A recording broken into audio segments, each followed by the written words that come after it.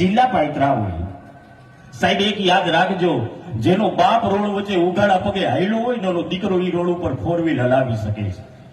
કારણ કે આપણા માટે આપણા બાપાએ સાહેબ રોડ બનાવ્યા છે.